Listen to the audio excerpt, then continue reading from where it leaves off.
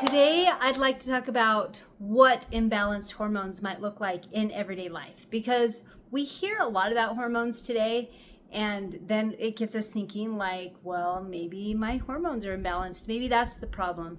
So what would you be feeling like if your hormones were imbalanced? Well, this is kind of a long list, and it doesn't mean that if you have these, your hormones are imbalanced, but if you have several of them, or some of these are chronic and you've done everything and can't figure it out, then maybe it does come back to your hormones. So we have to be careful that we don't peg every little thing that's happening in our lives to hormones, although there's probably a lot of things that our imbalanced hormones are causing. So anyway, just putting that out there. I don't want you all to go stress out about these symptoms that you're having and thinking, you're broken. So, well, we all are kind of broken, and it's okay. There is something we can do about it, which is the good thing, right? So here's a list of things that you could be feeling: bloating, fatigue, irritability, hair loss, heart palpitations, mood swings, trouble concentrating, weight gain, infertility, acne, heavy or painful periods, insomnia, vaginal dryness, sugar cravings, waking up feeling even more tired, depression, anxiety, blurred vision, dizzy when standing up, low physical stamina, low libido.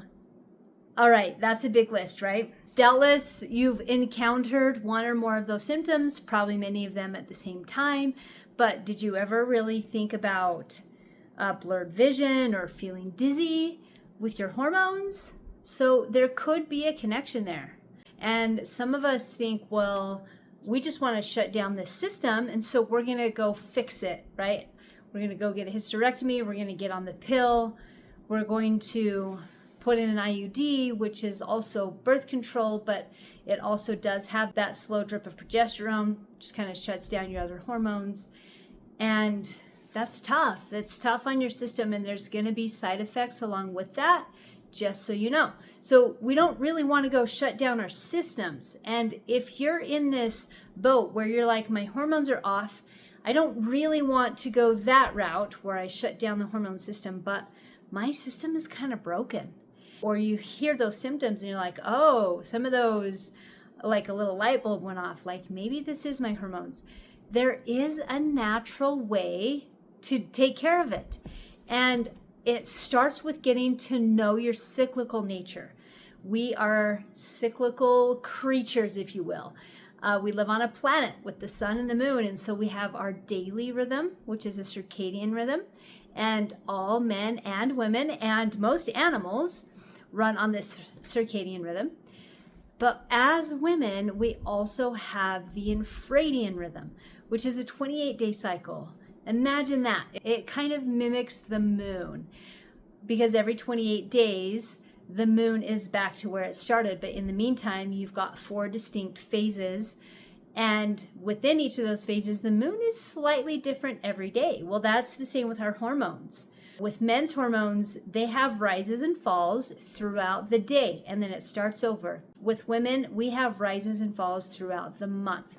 And so if we can learn to work with that, we can make big changes with our hormone health naturally. And so it's mindset, it's eating, it's detoxifying, it's exercising, and exercising the right way during the right phase of your cycle.